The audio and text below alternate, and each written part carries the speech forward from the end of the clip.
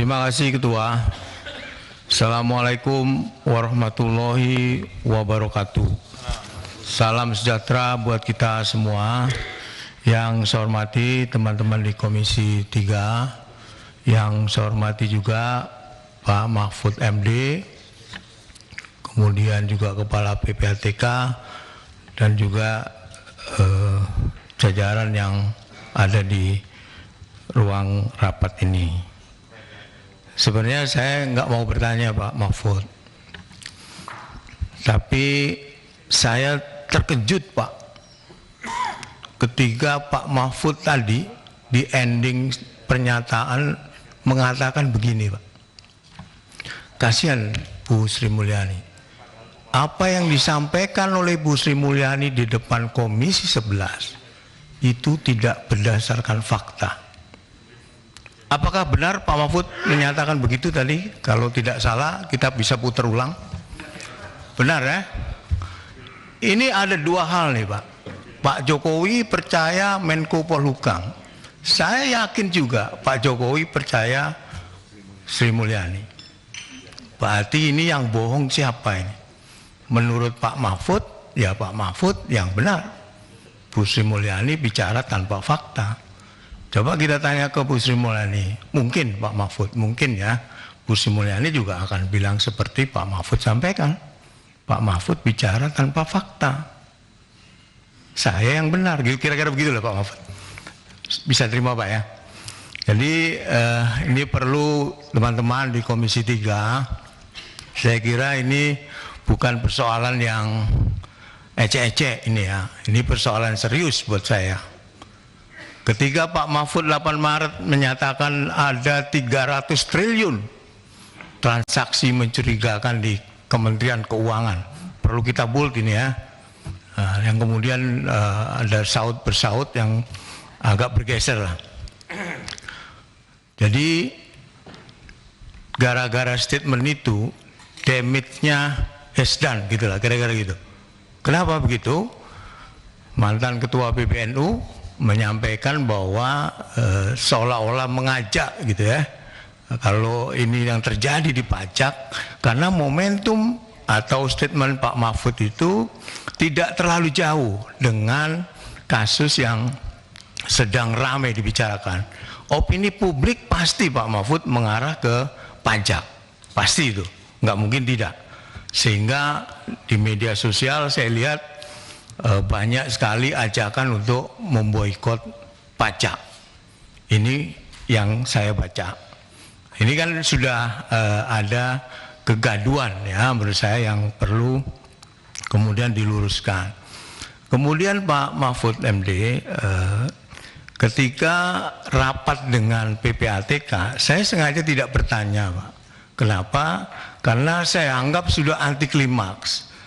Kenapa saya menyimpulkan begitu? Saya menjadi clear ketika Pak Mahfud, Kepala PPATK, Bu Sri Mulyani memberikan keterangan pers, Pak. Saya anggap sudah selesai itu. Jadi nggak ada gunanya Komisi 3 memanggil Kepala PPATK waktu itu. Dan saya juga bertanya-tanya, sebenarnya tujuan kita manggil Pak Mahfud MD ini untuk apa? Kesimpulannya apa?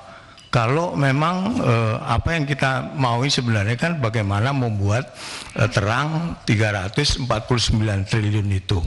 Terangkah 349 triliun itu? Belum terang Pak. Nggak ada yang terang tadi yang sampaikan. Yang Bapak bilang agregat tadi. Belum clear. 349 triliun itu apa yang terjadi? Belum ada Pak, kita belum tahu. Karena itu ini perlu tindak lanjut menurut saya yang kemudian memang benar harus clear 349 triliun itu. Pertanyaan saya kemudian adalah, kalau buat saya Pak, saya mendukung sepenuhnya apa yang dilakukan oleh Pak Mahfud, membuka data ini seluas-luasnya biar publik juga tahu Pak.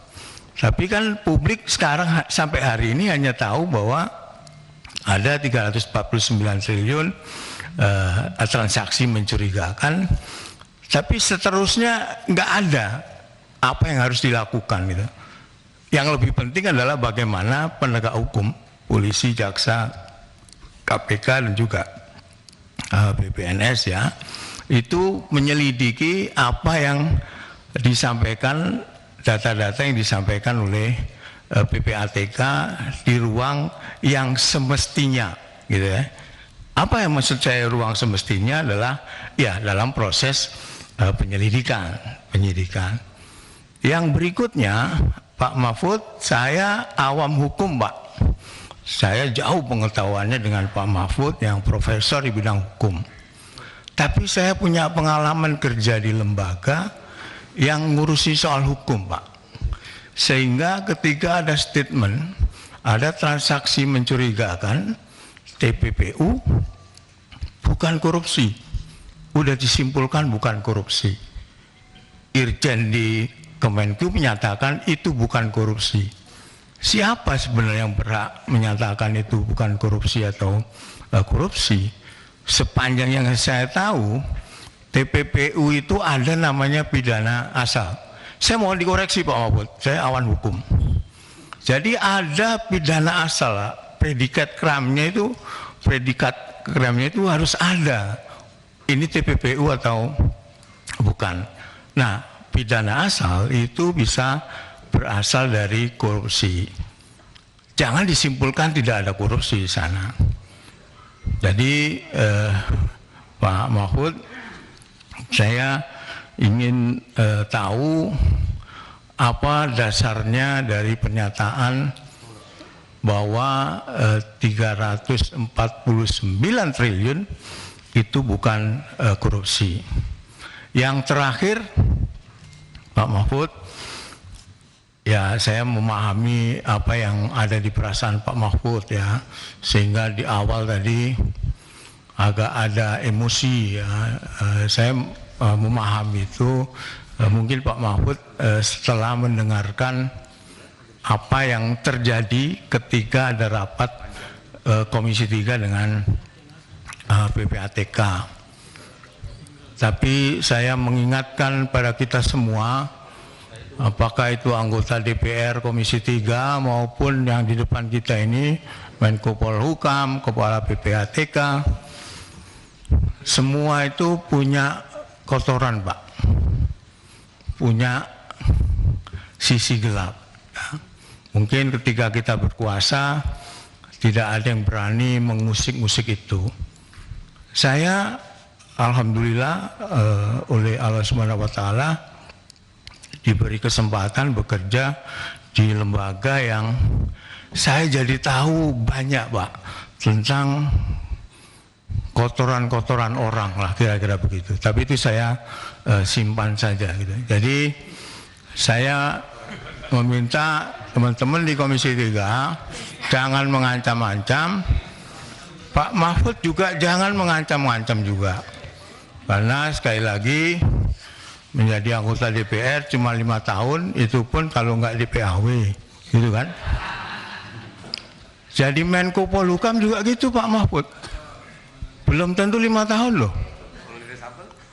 Kalau di reshuffle, apalagi ada rame-rame begini. Pak Jokowi, saya pernah di Pak Jokowi Pak, saya pernah jadi juru bicara Pak Jokowi. Pak Jokowi itu paling nggak suka sama menteri yang berdebat di luar Pak, langsung di reshuffle sama dia. Tentu saya berdoa dan saya mengagumi Pak Mahfud tidak di reshuffle gara-gara ini. Begitu Pak Beni ya. Amin. Karena saya mengenal betul Pak Mahfud ini orangnya lurus, sangat berani. Tadi seperti Pak, tolong jangan diganggu toh, Pak Ketua, tolong hormati saya dong. Saya belum selesai ngomong ini. Udah nggak adil kanan kiri, sekarang saya dipotong lagi.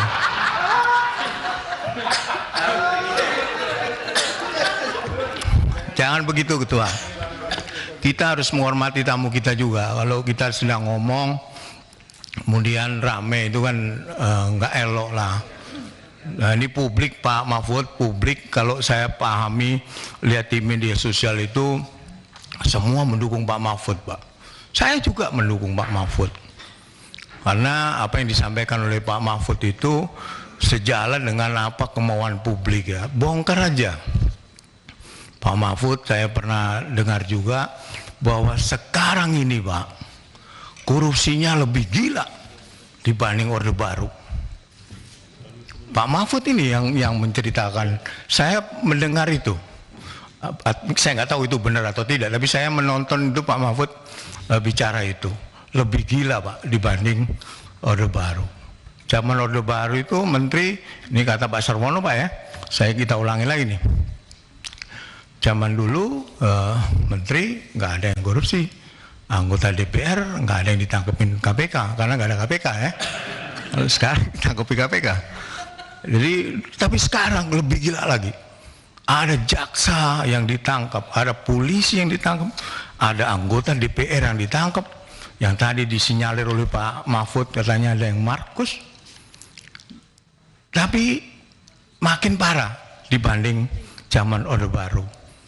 Celakanya ketika ngomong begini, Pak Mahfud adalah Menko Polhukam yang seharusnya juga ikut memberantas korupsi itu. Saya sangat percaya bahwa Pak Mahfud dalam rangka memberantas korupsi ini sebenarnya Pak Mahfud mengungkap data-data ini. Mungkin Pak Mahfud sudah gatal betul ya, lihat penegak hukum ini kok nggak gerak gitu ya, kira-kira begitulah. Sehingga dia itu mengungkapkan. Saya masih menganggap bahwa Pak Mahfud adalah orang yang jujur, lurus, meskipun pernah jadi politisi juga tadi kata Pak Trimet. Jadi politisi itu sekarang kan persepsinya agak kurang bagus lah. Buktinya apa ya, itu tadi ketika ada rame-rame Komisi 3 dengan Pak Menko Polhukam, itu kalau kita baca komentar pembaca banyak yang membela Pak Mahfud. Sama sekali tidak ada maksud saya terutama untuk menghalang-halangi pengungkapan data. Saya malah setuju Pak.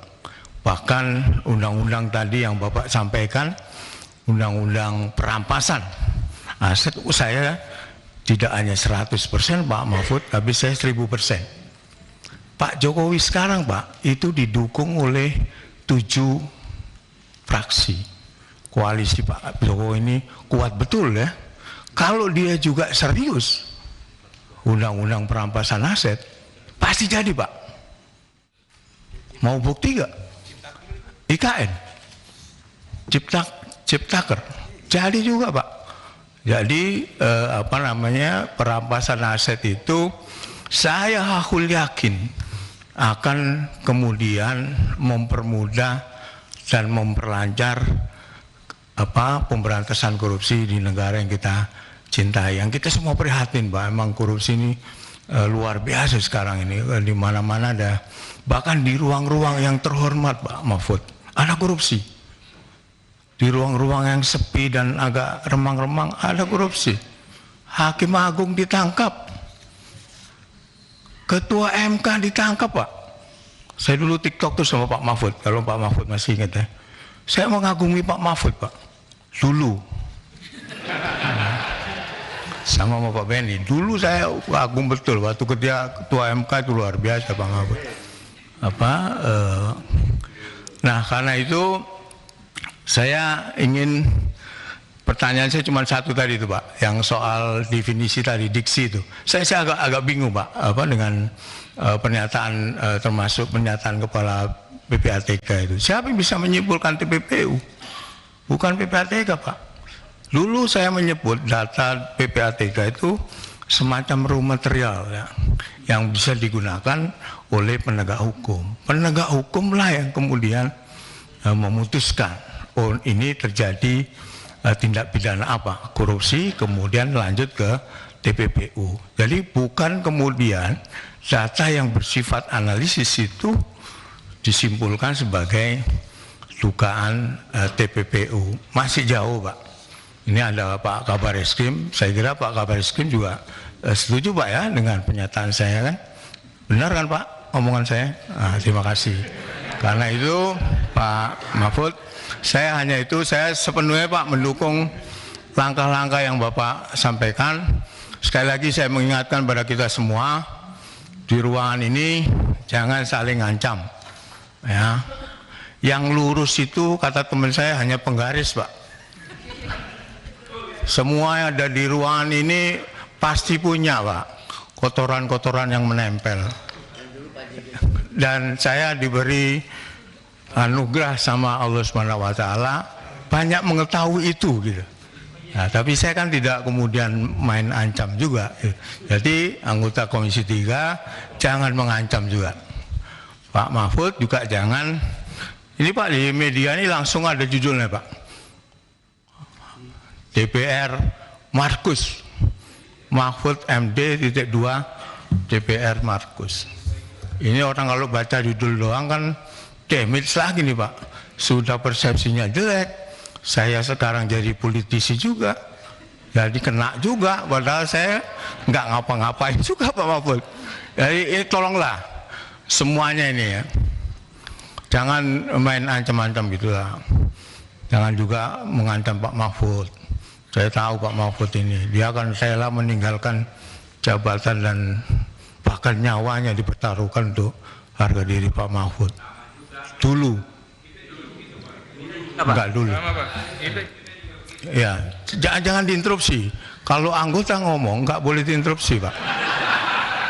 Ada tatibnya itu. Jadi tolong beri kesempatan. Saya nggak pernah interupsi anggota ngomong. Jadi biarkanlah kita ngomong. Kan semua dikasih kebebasan ngomong. Nah, jadi saya biarkan saya ngomong sampai hati saya lega Pak. Jadi sekali lagi mari kita bersama saling mendukung kerja-kerja yang dilakukan oleh Pak Mahfud dan juga jajaran, karena Pak Mahfud saya yakin niatnya baik untuk mengurangi korupsi di Indonesia. Begitu juga Pak Mahfud, anggota Komisi 3 itu juga berniat baik Pak. Tidak ada yang menurut saya sih, saya nggak tahu kalau di dalam hati orang ya, saya nggak tahu. Tapi menurut saya nggak ada lah yang mengancam-ancam. Dan saya alhamdulillah tadi senang sekali dengan Pak Mahfud setelah agak emosi, kemudian ayolah kita mencari jalan yang terbaik, seperti lagu Ku Cari Jalan Yang Terbaik gitu. Saya kira itu Pak Ketua. Terima kasih. Assalamualaikum warahmatullahi wabarakatuh. Terima kasih teman-teman yang sebelah kanan.